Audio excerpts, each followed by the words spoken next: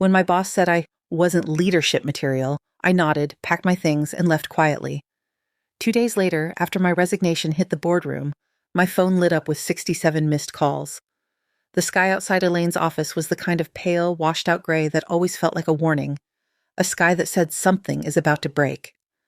I sat stiffly across from her immaculate desk, my spine too straight, my hands folded too neatly in my lap, while she flipped through my 20-page promotion application with the same lifeless disinterest someone used when checking the expiration dates on canned soup. 5 years of my life, 5 years of sacrificed weekends, missed birthday dinners, hurried grocery store sandwiches eaten over spreadsheets, and endless overtime hours were contained in that portfolio. And Elaine barely glanced at it before setting it aside like it was a brochure for a gym she had no interest in joining. "I appreciate your enthusiasm," she said, adjusting her designer glasses in that slow, deliberate way she used when preparing to deliver a blow she expected me to accept with grace. "But after reviewing your application thoroughly, while your work has been adequate, I don't believe you're qualified for senior management, perhaps in another year or two. Adequate." The word hit the air like a stone dropped into a still lake, sharp, heavy, rippling outward. Adequate. After all I had done, after all I had fixed, after all the catastrophes I prevented before they even registered as problems for anyone else, I maintained the department's highest client satisfaction ratings. I saved the Lawford account when the entire leadership team had practically declared it dead. I hadn't taken a full weekend off in 3 years, but none of that mattered. Not here, not to her. Still, I smiled. A tight, trained corporate smile. The kind I'd perfected after a decade of learning when to swallow frustration and when to nod like I agreed with whatever reality someone else decided to impose. "I understand," I said. "Thank you for the feedback." "I'm glad we're on the same page," Elaine replied, already checking her watch as if the meeting that had taken me months of preparation and years of work, was nothing more than a detour from her day. "The Ellison proposal needs your attention today.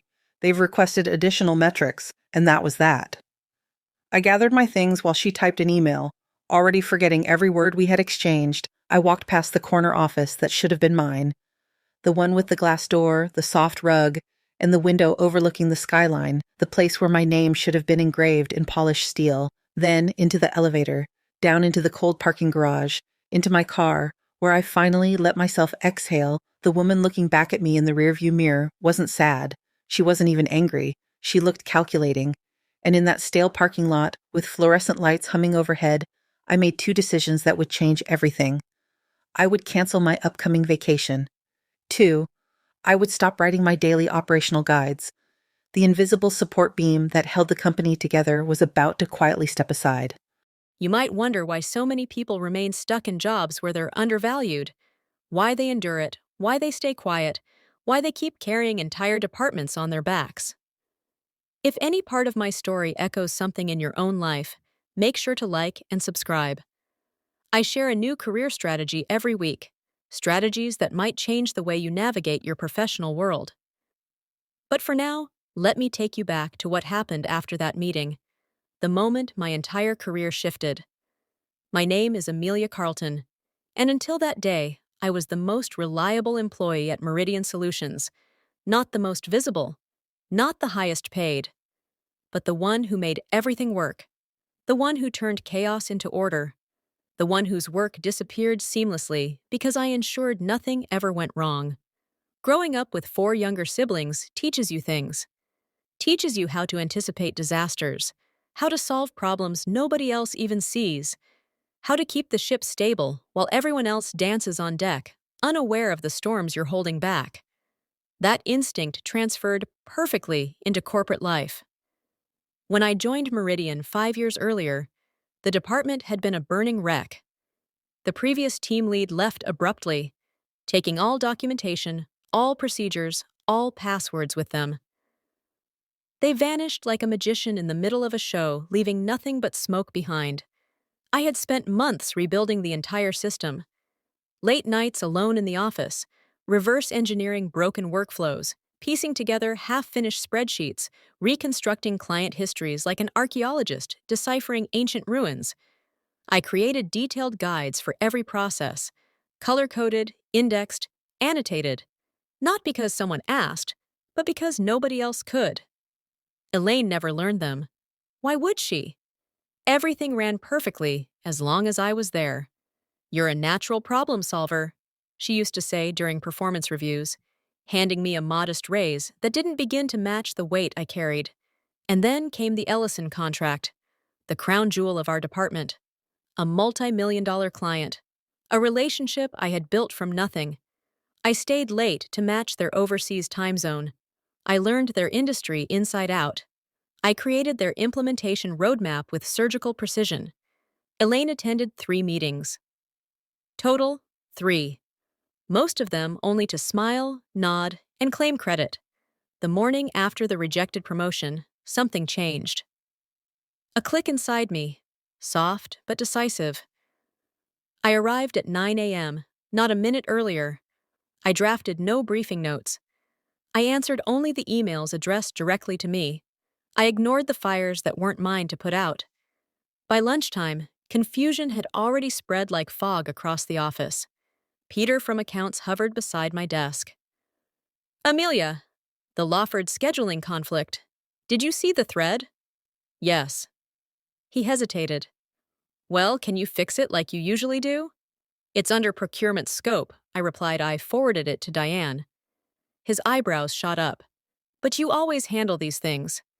I've been encouraged to focus only on my assigned responsibilities, I said with a deliberate smile.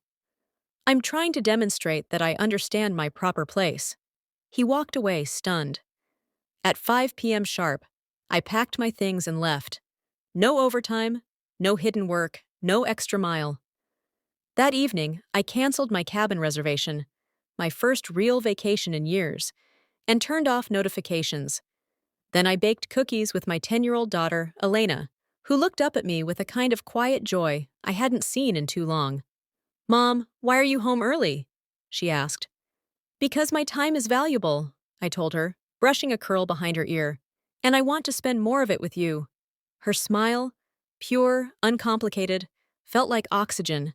The next day, cracks began to show. Ellison demanded urgent changes, changes nobody but me knew how to make. Elaine, without my briefings, was lost. Meetings spiraled out of control. She marched to my desk at 10:30. Where are the notes for the Ellison customizations? She barked. In the shared drive, I replied sweetly. Under client implementations. There are hundreds of files. The master document is 200 pages, I said, all organized by module. Her face went pale. Can you just handle this directly? The client is waiting. I'd be happy to, I said, but I have the quarterly compliance review this afternoon, due to regulators by end of day. Her jaw clenched, and she walked away. That evening, we went to the park. My work phone vibrated 79 times. I didn't check it once. For the first time in years, I felt present, alive, human. I slept better than I had in a decade. The next morning, the office looked like a war zone. People rushing in every direction, voices raised in frantic confusion. Elaine on a video call, gesturing wildly. The regional director's assistant pacing by the elevators. Peter rushed toward me as soon as I walked in. Where have you been? He whispered urgently. Everything's falling apart. I left at 5, I replied calmly. My contract hours. But Ellison, what about them? He sputtered helplessly. They're threatening to walk. Nobody can understand your documentation without you. Before I could respond, Elaine's assistant appeared. Emergency meeting. Conference room now. Inside the room sat Elaine and the regional director, Byron Wallace, their faces grim. Amelia, Byron breathed, relief flooding his voice. Thank goodness. Then Elaine spoke, her tone clipped. What will it take for you to fix this? The promotion. It's yours. I tilted my head. That's generous, but I've been contacted by a competitor. They've offered me senior management with a substantial salary increase. Silence. Byron stared. Elaine glared. You're leaving? Byron asked. When? I haven't accepted, I replied. I'm considering. Name your price, he said immediately. Whatever they're offering, we'll match it. It's not about money, I said softly. It's about recognition, respect, opportunity. Then I placed a folder on the table. My 2 weeks' notice, Elaine reached for it, but Byron grabbed it first. "This won't be necessary," he said. "Amelia, come to my office. Now." His office was sleek, minimalist, expensive floor-to-ceiling windows, awards lining the walls. He gestured for me to sit. "I've been watching your work for a while," he began, but clearly not closely enough. No comment. He sighed. "Tell me honestly, what would it take to keep you here? Recognition, proper compensation, and authority to implement the systems I've designed instead of being sidelined." He nodded thoughtfully. "I'm creating a new position," he said. "Director of Operational Systems, reporting directly to me. Double your salary, 3 remote days per week, full strategic authority." It was more than I'd expected. But I didn't answer immediately. "Is it not sufficient?" he asked. "It's generous," I admitted. "But another company can offer me something you can't." "What?" "A fresh start." He leaned back, absorbing the blow. "Take the weekend," he said. "Tell me Monday. I'll stabilize Ellison today," I promised. After the Ellison call, after guiding the drowning implementation team back to the surface, after delegating instead of absorbing everything myself, Elaine asked to meet at 2 p.m. She looked different, smaller, exhausted. "I understand Byron made you an offer," she said stiffly. "He did." "I owe you an apology," she admitted, voice tight. "I relied on your competence, without acknowledging it. I studied her. When you said I wasn't qualified for senior management, what did you think I lacked?" She hesitated. "Visibility. Presence. Political savvy." "In other words," I said, "I do the work while others take the spotlight." She flinched. "Are you taking Byron's offer?" "I haven't decided." "If you stay," she said slowly, "things will be different." "Yes," I replied, "they will." The weekend was slow and thoughtful. I took Elena to the science museum I called my sister. I examined my own motives. Did I want revenge? No. What I wanted was to be seen. By Monday morning, I knew. I went to Byron's office early. "I'm accepting," I said, "with 2 conditions. Name them. 1. Full authority to build my own team. Approved. 2. Elaine keeps her position." He blinked. "After how she treated you, I don't want revenge. I want structural change." He looked at me with new respect. Done. The announcement went out at 10 a.m., Director of Operational Systems, Amelia Carlton. My inbox exploded. Colleagues I barely knew congratulated me. People who never looked at me twice suddenly wanted meetings. Peter appeared, sheepish. "So, you're my boss now?" "Yes." "Good," he said. "We've needed you running things for years." Elaine avoided me until late. When she finally approached, she carried the quarterly strategy folder. "For tomorrow's executive meeting," she said. "Thank you," I replied.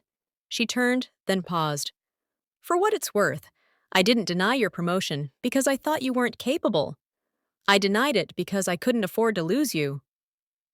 "That's the problem," I said quietly. "Good managers develop people even when it means letting them move on." She nodded, then walked away. 3 months later, everything had changed. I hired a brilliant systems analyst who had been lost in IT support, a process developer who had been buried as an administrative assistant. Together we transformed operations. Is reducing overtime by 40%, raising productivity, and restoring morale across 4 departments. Elaine and I weren't friends, but we were functional, respectful. Ellison expanded their contract, specifically requesting my team. And me? Some days I walked past the corner office that once felt like a dream and smiled. Not because I finally occupied something better, though I did.